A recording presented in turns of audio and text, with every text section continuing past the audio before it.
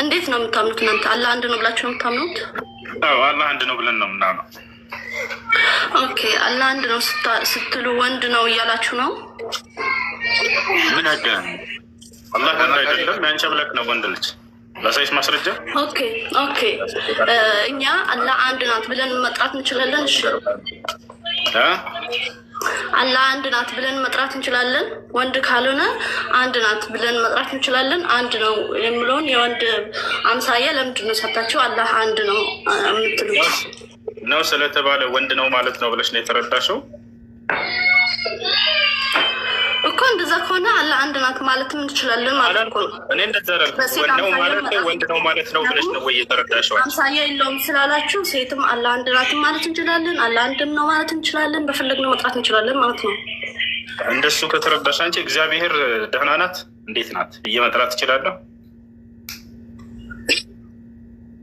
በስጋ ያልተገለጠው የእናንተ ነው ያልተገለጠውን ግልጥ አድርጋችሁ ነገር አብ እግዚአብሔር ነው አይደለም? እንዴት ናት እግዚአብሔር አብ ብዬ መጠየቅ እችላለሁ? እርሷን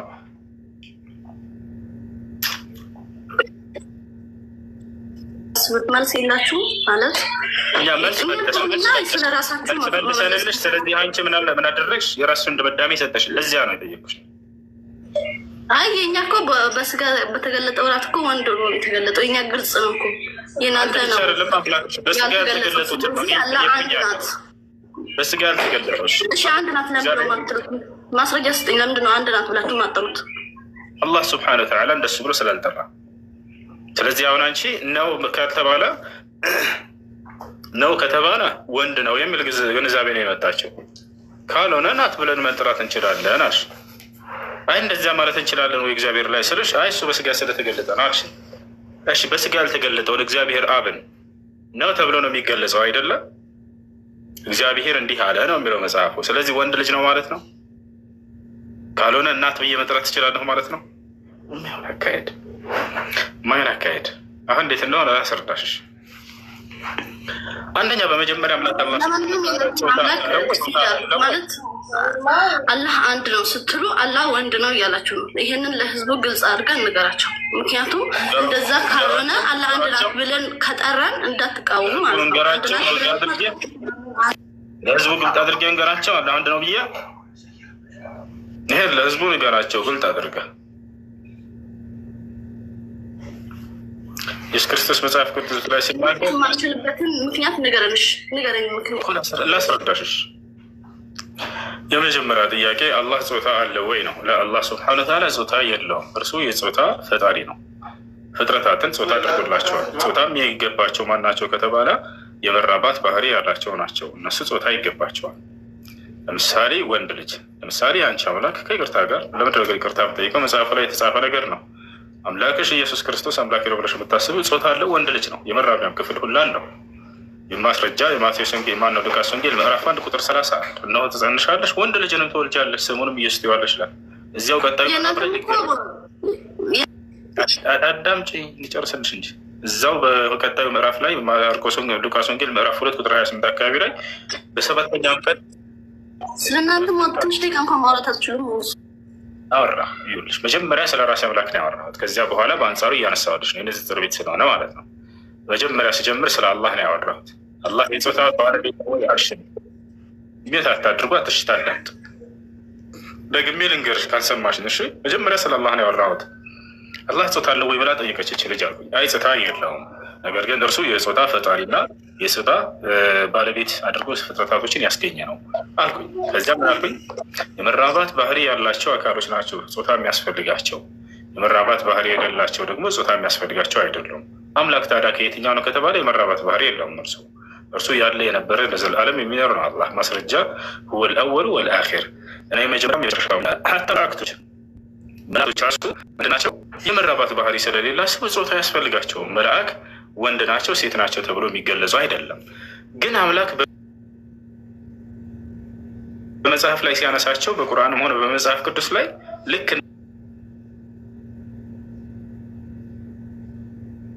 ወንድ ልጅ መጣ አድርጎ ነው የሚያነሳቸው። መልአኩ ገብርኤልም መጣ ይላል። ስለዚህ ወንድ ልጅ ነው ማለት ነው ገብርኤል። ይህ ስህተት የሆነ አካሄድ ነው አንቺ የሄድሽበት መንገድ። ስለ አምላክም ሲነገር ጊዜ እግዚአብሔር እንዲህ አለ ይላል፣ ወይንም አላህ እንዲህ አለ ይላል። ወንድ ልጅ ስለሆነ ነው ማለት ነው ብልሽ ሄድሽበት ስህተት ነው። እርሱ ለምንድን ነው እንደዚያ ብለን የምንጠራቸው ከተባለ ለምሳሌ በእኛ በተለምዶ ራሱ ማንነቱን ወይም ጾታውን ላላወቅነው አካል በወንድ ልጅ ነው የምንጠራው። ያ ማለት ግን ወንድ ልጅ ነው ማለት ነው አይደለም። ምሳሌ ልስጥሽ። ቤታቸው ውስጥ ተቀምጣችኋል። የሆነ ሰው ከውጭ ቆረቆረ። በሴት ነው የምትጠሩት? በወንድ ነው የምትጠሩት? ማነህ ነው የምትሉት አይደለ? ወይንስ ማነሽ ነው የምትሉት?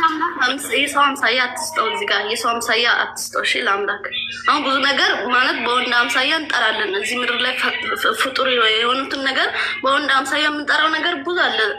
ለምሳሌ ዝናብ መጣ፣ ዝናብ ዘነበ እያልን ይሄ በሴት አይጠራም እና አምላክን ደግሞ ከፍጡር ጋር አታገናኝ። ምሳሌ አንስት በቃ ችግር የለውም። ተስማማች።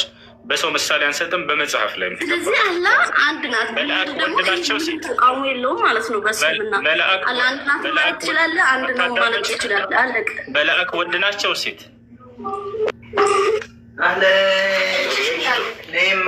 መላእክ ወንድ ናቸው ሴት? ይሰማሻል? ቤትሽ ናቸው። በጣልቃ የምትገቢ ከሆነ በጥያቄና መልሳቸው ሜት አታድርጓት። እሺ ሜት አታድርጓት። ሜትሽ ናቸው። መላእክ ወንድ ናቸው ሴት?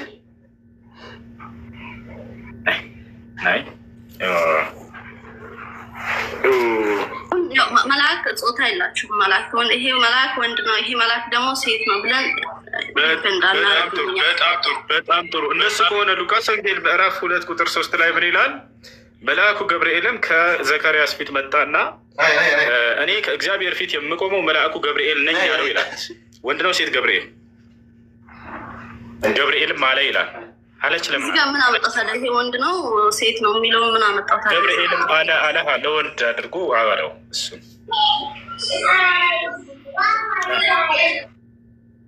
ለምን ገብርኤልም አለች አልተባለ? በይ እዛ ይባላል ማለት አሁን እሱ እኔ የጠየኩህ እናንተ ላይ የኛ ለምን ነው ጠይቀኝ? የኛ ላይ ጠይቀኝ። እናንተ መጽሐፍ አታዳምጭም እንደ በፈጣሪ ስም አሁን ልትወያይ ጀመረችና ስለ ገብርኤል መልስ ስታጣ እኔ ለምን ትጠይቀኛለህ? ስለ እኔ እናንተ እኮ ነው ያመጣሁት ምናምን አዳንቺ። ገብርኤልም አለ ይላል መጽሐፍ ቅዱስ። ወንድ ነው ገብርኤል? አይደለም ጾታ የለውም አልሽን። ስለዚህ ነው ካለ ወንድ ነው ማለት ነው እንዳንቺ አካሄድ። ካልሆነ ለምን ገብርኤልም አለች ለምን አላለ? መጽሐፍ ቅዱስ ተሳስቷል ማለት ነው። በጣም ያሳዝናል። ጅብሪል በእናንተ ወንድ ነው ሴት ነው? ጾታ የለውም በእኛ። አሁን እኛ እንደሱ ነው በቃ በእኛም ጾታ የለውም ማለት ነው። አንቺ ያመጣሽው ቢዛል ደግሞ አንቺ ያመጣሽው ቢዛል መዘኝበት ነው። አንቺ ብላሽ ቅድም አለ ከተባለ ግድ አሁን ደግሞ አለበት አታዳመጭም እንዴ? ስለዚህ አንቺ ምናልሽ መጀመሪያ ላይ ያስቀመጥሽው ሚዛን ላይ አለ ከተባለ ወንድ ልጅ ነው የግዴታ ማለት ነው ብለሽ ወስደሽ መጥተሻል። ስለዚህ ገብርኤልም አለ ይላል መጽሐፍ ቅዱስ። ስለዚህ ወንድ ልጅ ነው ብለሽ ታምኛለሽ ማለት ነው።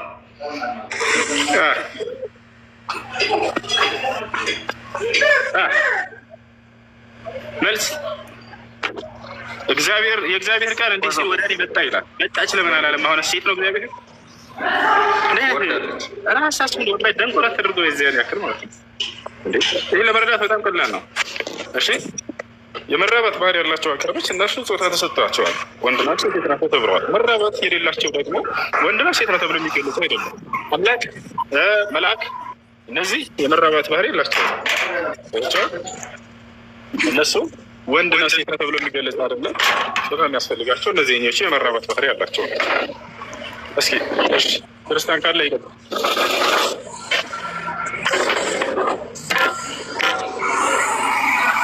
በነገራችን ስላሴ በሴት መደብ ነው የምትጠራው። ይህን ታውቃላችሁ? ስላሴ ሶስቱ ስላሴ በሴት መደብ ነው የሚጠሩት፣ ቅድስት ስላሴ ተብሎ ማለት ነው። እና ሴት ናቸው ወይ ማለት ነው የሚለውንም ነገር አስብበት። ለማንኛቸውም እሱ እንደመለሰውም ሆኖ በተጨማሪም ደግሞ አንድ ነጠላ ለሆነ ብቸኛ ለሆነ ዲያቆኖችሽ ውሸታም እንደሆነ እያስረዳዎች ነው። ያው እኔ ማስረጃ ጫልኩሽ ነው። እኔ ግን ከዛ ተቃራኒ የሆነውን ሙሉ ነች የሚል ቃል በቃል ልስጥሽ እያልኩሽ ነው። እንዳውም ይሄንን ሐዲስ ላይ ሳይስልምና ያለውን ልመልስልሽ እና ወደ ሐዲሱ ማን ነው ወደዛ እመጣልሻለሁ። ለምሳሌ ቤተሰብ አሁን ለምሳሌ ቤተሰብ እንኳን ለወንድ ልጅና ለሴት ልጅ ሲያወርስ ምንድነው አሁን ለምሳሌ ለሴት ልጅ ከወንዱ እጥፍ ነው እንደዛ አይነት ነገር የሰማው መስሎኛል። እና ይሄስ እሱንም ልመልስልሽ በጣም ስለበዛ እሱንም ልመልስልሻለሁ። ችግር የለው። አሁን ስለ ሴት ልጅ ጎደሎና ሙሉነት ላውራሽ እና ወደ ቀጣዩ ሁላቸውንም እናያቸዋለን። እሺ ኮሜንት ላይ ማንም ክፉ ቃል እንዳይናገራት። እኔ እሷን አልናገርም። ለምን እንደሆነ ታውቃላችሁ? የሰጧትን ነው መታ እየጠየቀች ያለችው። እሷ ሳትሆን ጥፋተኛ ከላይ ሆነው ይሄንን ነገር የሚነግሯቸው ናቸው። ስለነዚህ አስቡት እናንተ ምን ያክል እየዋሿቸውና እየቀጠፉባቸው እንደሆነ ማለት ነው። ምን ያክል እንደ ኳስ እንደሚጫወቱባቸው የሌለ ነገር ነው የሚነግሯቸው። ጎደሎ ናት የሚላለው ሐዲስ ላይ አዳም ጭቃ ጎደሎ ናት የሚላለው ወይ ቁርአን ሐዲስ ላይ ላ የለም። ነቅስ ማለት እንደ አረበኛ ማነስ ይሆናል፣ መርሳት ይሆናል፣ መግደል ይሆናል። በእርግጥ ገብታችኋል አይደል? አረበኛ በጣም ሰፊ የሆነ ቋንቋ ነው። ነቅስ ማለት ማነስም ሊሆን ይችላል። ነቀሰ ማለት ነው ልጆች አነሰ ማለት ነው አይደል? ሁለተኛ ነቅስ ማለት ጉድለትም ሊሆን ይችላል፣ ጎደለ ማለትም ሊሆን ይችላል። ችግር የለው። ሶስተኛ ምን ሊሆን ይችላል? መርሳት ሊሆን ይችላል። ገብቶሻል አይደል? ታዲያ በቁርአን ላይ በምስክር ነቢያችን ሰለላሁ ዐለይሂ ወሰለም እየተናገሩ ያሉት የትኛውን ነው ከተባለ ስለ ጉድለት ወይንም ስለ መቀነስ ሳይሆን ስለ መርሳት ነው። ስለ መርሳት ነው። ለምን ከተባለ አሁን እናንተ ይሄ ያነሳሽው ሐዲሱ ላይ የሚለው ምን መሰለሽ? በምስክር ጊዜ ሲባል በሁሉም ምስክር ጊዜ አይደለም። የሚገርምሽ በሁሉም ምስክር ጊዜ ሴት ልጅ ከወንድ ልጅ ጋር እኩል ነች። ነገር ግን በአንድ ጊዜ ብቻ ነቢያችን ሰለላሁ ዐለይሂ ወሰለም የተናገሩት ምንን አስመልክተው ነው ከተባለ ከሱረቱል በቀራ አየተ ደይን ላይ እዛ ጋር አገናኝተው ነው። በገንዘብ ምስክር ጊዜ ለምሳሌ አንድ ሰው ለአንቺ ገንዘብን በሚያበድር ጊዜ የዛኔ ምስክርን ያድርግ ተብሏል። አላህ ሱብሓነሁ ወተዓላ ወስተሽሂዱ ሸሂደይን ሚን ሪጃሊኩም አለ። ከወንዶቻችሁ ሁለት ምስክሮችን አስመስክሩ አለ። አየሽ ወንድም ራሱ ሁለት ምስክር ይሆናል። በዚያን ጊዜ አንድ ብቻ አይደለም የሚያስፈልገው፣ ወንድም ሁለት ይሁን አለ አላህ ቃሉ ላይ ሲናገር። ከዚያ ጋር አገናኝተው ነው እየተናገረ ያሉት ነብዩ ሰለላሁ ዐለይሂ ወሰለም። በሁሉም ምስክር ጊዜ በሌላው እኩል ነች፣ እኩል ነው የምትመሰክረው፣ ወንድም ሴትም እኩል ነው። ነገር ግን በዚህ ጊዜ ብቻ ነው ነቢያችን ሰለላሁ ዐለይሂ ወሰለም የተናገሩት። ስለዚህ ሴት ልጅ በምስክር ጊዜ ብሎ በጥቅሉ አይነገርላትም። ነገር ግን በአንዲት ጉዳይ ላይ ብቻ ነው፣ እርሱም ገንዘብ በሚበዳደሩ ጊዜ ነው። እኔ ለአንቺ ገንዘብ ባበድር ከፈለግኩኝ የዛኔ ምስክርን አድርጉ ብሏል አላህ ሱብሓነሁ ወተዓላ። ቆይ አንድ ሚዩት አድርገህ ልጨርስ፣ ሀሳቤን እስኪጨርስ ድረስ ሚዩት አድርገህ። አላህ አየተ ደይን ላይ ሲናገር ያ አዩሃ አለዚነ አመኑ ኢዛ ተዳየንቱም ቢደይንን ኢላ አጀሊን ሙሰመን ፈክትቡሁ ወልየክቱብ በይነኩም ካቲቡን ቢልዓድል ወላ የእበ ካቲቡን አን የክቱበ ከማ ዓለመሁ ላህ فليكتب وليملل الذي عليه الحق وليتق الله ربه ولا يبخس منه شيئا فإن كان الذي عليه الحق سفيها أو ضعيفا أو لا يستطيع أن يمل هو فليملل وليه بالعدل كان بحالا واستشهدوا شهيدين من رجالكم على أن أنت أمناتو السوج هوي بدرن بمتبادر ጊዜ ያንን ጊዜ ገደቡን ጻፉት አለ። በዚህ ጊዜ ልትመልስለት የሚለውን እንዲጻፍ አዘዘ። ከዛ በኋላ ይሄን ህግ እያስቀመጠ ያለ ከወንዶቻችሁም ሁለት ምስክሮችን አድርጉ አለ። ከዚያስ ወስተሽሂዱ ሸሂደይን ሚን ሪጃሊኩም ካለ በኋላ ፈኢን ለም የኩና ረጁለይኒ ሁለት ሰዎች ሁለት ወንዶች ካልሆኑ ግን ፈረጁሉን ወምራአታን አንድ ወንድና አንዲት ሴት አለ። ኦኬ ለሱስ በቂ ለምን አልሆነም? እኩል ነገርሽ ነው። ትዝታ አዳምጪ። ጎደሎች ስለተባለ አይደለም፣ ያንን ስህተት እንደሆነ ነግርሽ ነው። ምክንያቱም እዚያው ላይ ሊናገር ነው። አሁን አንቺም ትዝታ የጠየቅሽው ጥሩ ጥያቄ ነው። ለምንድን ነው ብላ ጠየቀች። በጣም ጥሩ። እዛው ለምን እንደሆነ አላህ ተናገረ። ገብታችኋል? ከፍቼ አሳያቸዋለን። ምን አለ አላህ ሱብሓነሁ ወተዓላ ወስተሽሂዱ ሸሂደይን ሚን ሪጃሊኩም አለ። ከወንዶቻችሁ ሁለት ምስክሮችን አስመስክሩ። ፈኢን ለም የኩና ረጁለይኒ ሁለት ሰዎች ካልሆኑ ግን ፈረጁሉን አንድ ወንድና ወምራአታን ሁለት ሴቶች። ለምን የሚለውንም አላህ እዛው ጠቀሰ። ጎደሎ ስለሆነች ነው ብለዋል ወይ? ላ አይደለም፣ ውሸት ነው። ዛሬ ይሄን ውሸት ታያላችሁ። አውጥቼ አሳያቸዋለሁ።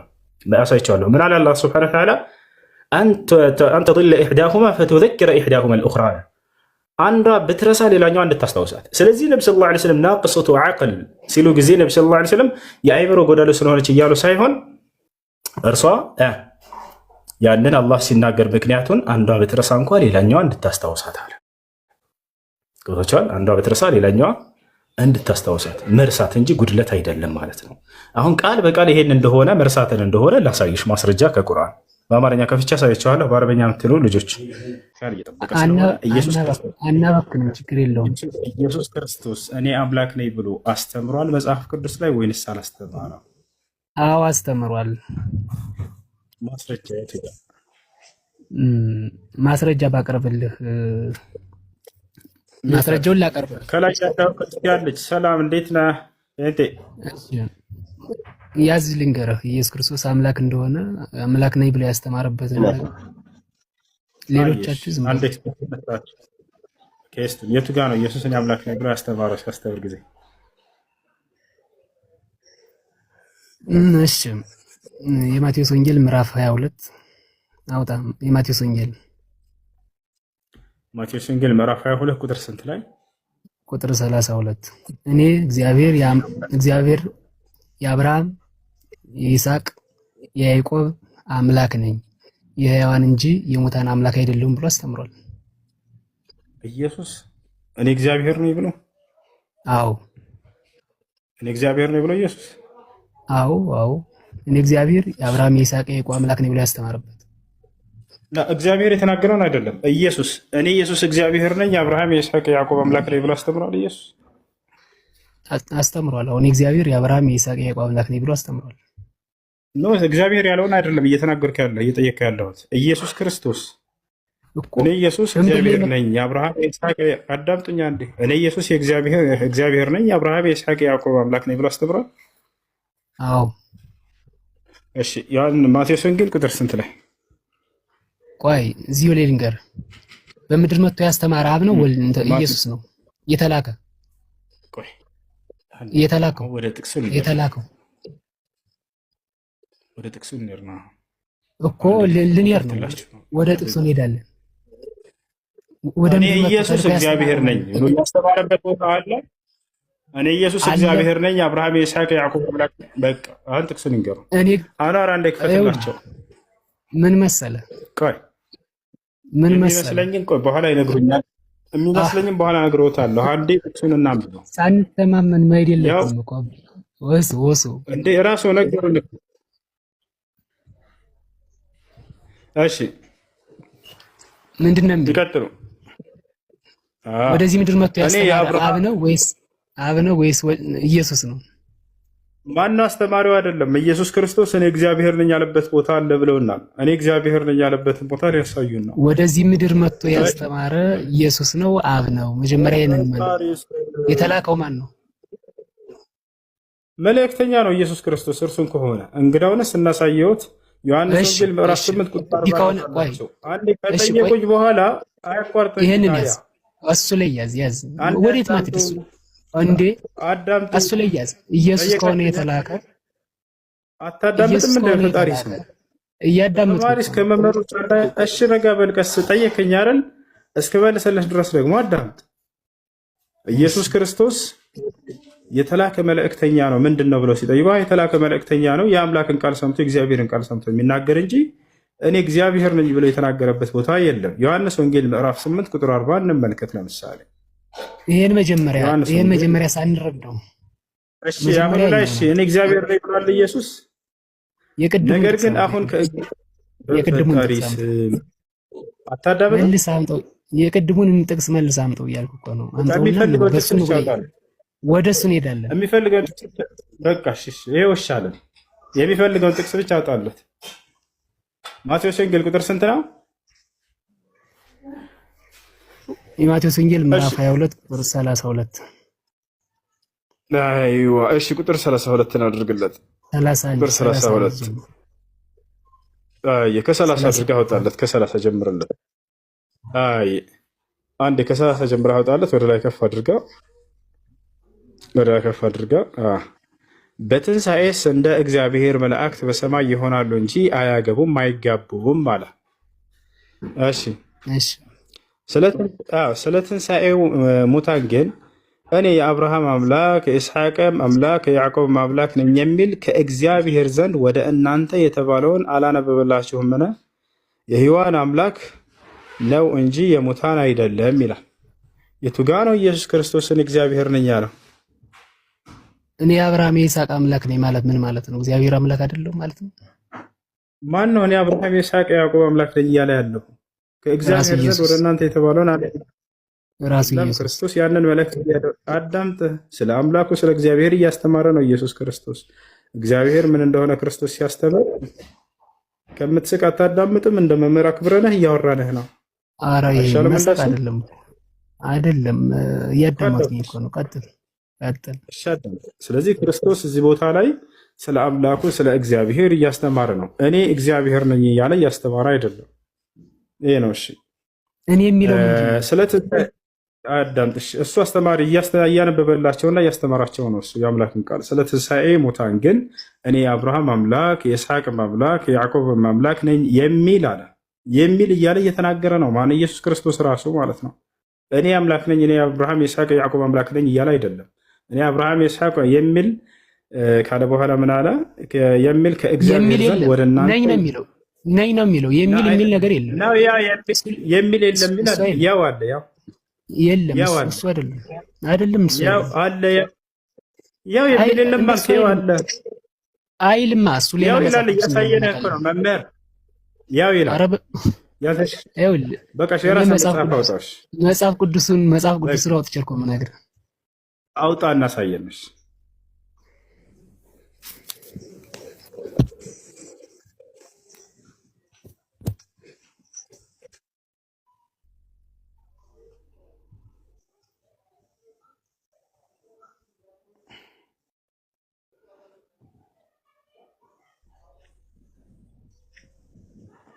ይሄ ምንድን ነው የሚለው? ክፈቱት። 30 ላይ ነው ክፈቱት። ይኸው ትልቁ ላይ ክፈቱት። አንድ ጊዜ እኮ ክፈቱት። ቪዲዮ አልተከፈተም። ተከፍቷል እኮ አይታየንም። እንትን ቪዲዮ ላይ ካደረጉ በኋላ ሴቭ ያድርጉት። ይኸው አይ